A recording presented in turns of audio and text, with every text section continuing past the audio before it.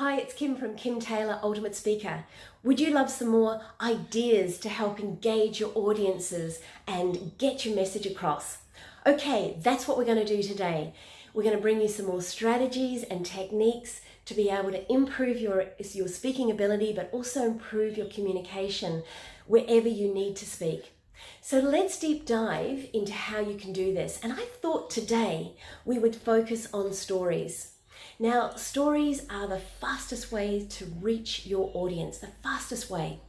And as Claire Edwards says, and I actually pulled out her quote here, she says that stories transcend language and attitudes and give the listener a unique insight and understanding of the message, of the key message you want to convey. Stories stick. It's as simple as that. Now, Claire Edwards wrote The Sprinkling of Magic, and she's an amazing, amazing facilitator and coach. And it's absolutely true. Stories stick. You think about it, when you go back to when you're a little kid and you sat on mum and dad's knee or grandma's knee and they read you a story. If we go back, when we hear a story, that's in fact what we're doing. We're going back to those wonderful memories, those times where it felt we got all these different things read to us and it was fun.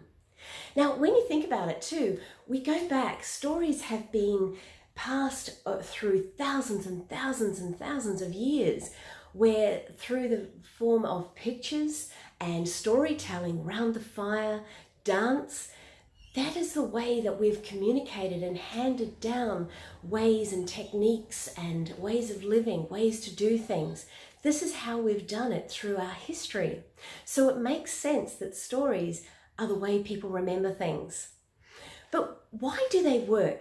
Okay, so why do they work? And that's an important point to cover, because when we know why it works, then we can say, okay, I can see why I'm doing this. So one of the very first things is, if you've got a sticky point that you've got to put forward in a meeting, or something that you've got to bring up that might be a little bit controversial, how do you do that? Well, sharing it through the form of a story actually dilutes that conflict. It dilutes that contrast that might be happening, so that the audience can come in and put their own spin on it, put their own message on it, and put their own interpretation. So it sort of evens things out. It opens up the conversation, in fact, opens up the discussion, as opposed to just telling someone, this is what's got to happen. The other thing is, I mentioned before about it engaging all parts of the brain. When we know that it can do that, it makes sense to do that. It bypasses the conscious part of the brain. It goes straight to the subconscious, which is 90% of our mind, and talks to that. It makes sense, doesn't it? So when we know we can do this in so many different ways. And what are some of the ways that we can do this? Okay, so you can do it through storytelling, your own personal story. Fine, great. You can use examples, you can use testimonials, you can do it through a quote, like I shared Claire's quote just a moment ago. You can do it through poem, you can do it through a question, a statement, something. They're all like little mini stories or lengthened stories. But the key thing is, choosing the way you do it depends on the message that you want to reach, or what you want to get across to your audience. So, for example, if you've got a room full of lawyers and accountants and people that are very everyone's savvy, but they're like, time's money and we don't want fluffy stuff, just get to the point. As an example, okay, you would use, for example, case studies that were proven, were evidence-based, that brings through the story, that shares with the people that this is proof, there's evidence to support this. So you do that. If you're perhaps you're putting out a book, you've produced a book, and I know some amazing people that have done this, sharing a snippet of your story to create that emotional engagement, because that in fact is the key. It's that emotional pull that we feel with our audience, the pull that they feel with you, that creates that greatest connection. And the more of that emotional engagement we have, the more likely people are going to come on that journey with you and want to hear more. So that's a little bit around the how and the and the why, the why and the what of what we're going to do. But what I'd love to do is move to the how.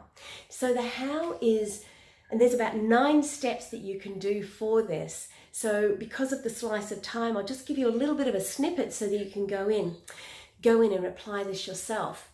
And one of the first things to know is that when you're sharing a story, remember to not tell them. We're not telling the news. It's not like we're listening to the news. We want the emotional engagement, like we've just mentioned. So you want to bring in your story like 40% summary, which is telling people. It's like you're giving them the information about what you're sharing. And then you want 60% narration. Narration is when we're engaging all of the senses. So we're engaging sight, sound, feelings, taste. What else have I missed out? There's what we're telling ourselves. So we're engaging all of those different things. And that is what is taking people on the journey. Now, the reason why that's essential is there are 9 different learning styles, and those are sight and auditory, kinesthetic, how they feel things, and there's a whole 9 of them. Broadly speaking, all of those learning styles which you're going to experience or encounter in your rooms, we need to engage all of them. So broadly speaking, they break down into 4 broad groups. There's your why people. The why people are going, why am I here? Time's money, give me the bottom line, why am I here? Then there are the what people. The what type of person is going, okay, so what are the ideas around this? What are the big, bold, interesting ideas that I can use in my life, in my experience, in my profession? So you're wanting to tap into that. What's important about this? Why is this important? What is it? Then there's the how. Now the how are the people who they know why they're there. They know what it is. They've got that. They want to know, how do you apply it? How do you put this in? How do you put those steps in place and really make this happen? They want to know how to do it in their own lives. So there's a lot of how. So how's important as well. And then there's the what if. So the last broad category are the what if type people. Now the what if type people are going, okay, this is all really great, loving it. How do I apply it to my life? How do I take this? And they're wanting to think about how they can do that. So they're coming up with the ideas because they've just listened to your information, but you want to tap into their world with like, okay, how do I do that? How do I apply it here? Now, the reason why I share this is that stories are a fantastic way to reach all of those 4 broad categories. And this is why we want to do it. So when knowing this, we need to engage with the emotion. That's key. So coming back to that again, how do we tap into that sight, sound, feeling, just talking to ourselves, taste, all of those different things. Yes, and even smell, the smell. So there's actually 6, isn't there? So have an example. Rather than just telling them that, he was nervous. You might say, he couldn't look me in the eye. The fear was so strong. Okay? There's a little bit of emotional engagement, and I've just painted a bit of a picture for you of what might have been going on for him. Instead of saying, I could see he couldn't do it. Okay? Or I couldn't do it. You could say something like, I felt the tingle go up my spine. I knew I could do it. Yeah, so you can see how you just bring through, and that's just some simple examples. I know that you come up with some brilliant ones yourself, but remember, engage all of the senses. Perhaps you have a memory of, I have a favorite memory with my grandma. There was always a smell of lavender in her house. So when I smell lavender, it takes me back to that time. And I think of, lavender and the smell of baked cookies, baked biscuits, baked, it was just beautiful. And that's my memory. So that's my emotional pull with lavender as an example. So that, I hope this has given you some really key ideas and the importance of how you can start to use stories in your presentations. But don't limit them to just your presentations and seminars. Bring stories in to your meetings, to your groups, to your clients, your trainings. And remember that it's choosing the story that's a message to market match. That is key. All right. So when you know that, that's why I was mentioning the lawyers and the accountants, give them case studies, give them evidence base, give them a client testimonial, a client success story. So think about, what is the story? What's the example that would really support this group? It's always about how you can support them. And I thought we'd complete today with a beautiful story and see if you know, if you can remember who this is. In fact, I'm going to start with that. So one day, Thomas Edison came home from school holding a letter. He was very excited.